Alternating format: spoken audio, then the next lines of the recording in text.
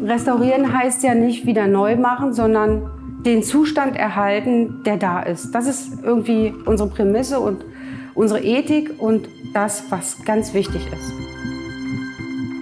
Ich bin Antje Liebers und bin Holzrestauratorin. Zur Restaurierung kommen aus allen Sammlungsbereichen, die wir hier im Museum haben, Objekte für mich auf den Tisch. Vom Zollstock bis zur Armbrust wird hier eigentlich alles restauriert, was aus Holz besteht.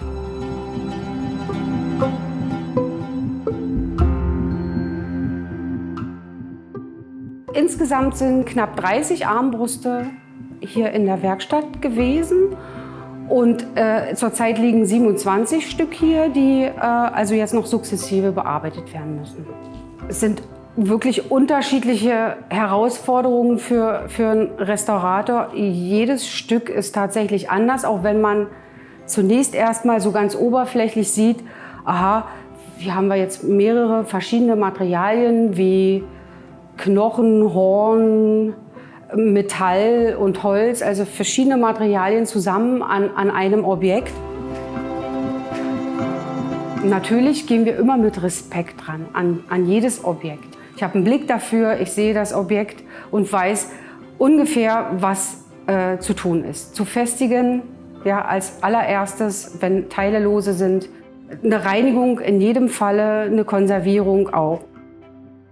Bei dem einen fehlen halt wichtige Teile, die würden natürlich nie wieder ersetzt werden. Wenn hier an der großen Armbrust zum Beispiel die Sehne fehlt, ja, die wird nicht wieder ergänzt. Das ist halt weg, unwiederbringlich. Aber manchmal ist es wichtig, eben halt auch Ergänzungen zu machen, weil wenn an einer bestimmten Stelle eben etwas fehlt, dann kann es zu Folgeschäden kommen.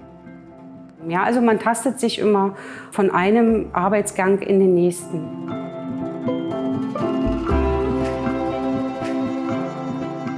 Eigentlich baut man nicht wirklich historische Objekte nach, aber manchmal erfordert es auch aus pädagogischen Gründen vielleicht, ein Objekt nachzubauen. Und hier für die Armbrustausstellung wird eine Armbrust nachgebaut, also die Säule davon und der Metallbogen, einfach um zu zeigen, dem Besucher zu zeigen, wie schwer war denn so eine Armbrust. Mir hat das gefallen. Ich wollte da unbedingt diese Säule machen, weil mich das interessiert. So eine große Sammlung an alten historischen Armbrüsten aus dem Mittelalter wird man nicht mehr so schnell sehen. Und jetzt kann man sich eigentlich wirklich als Besucher darauf freuen. So wie ich mich freuen konnte, dass ich daran arbeiten durfte.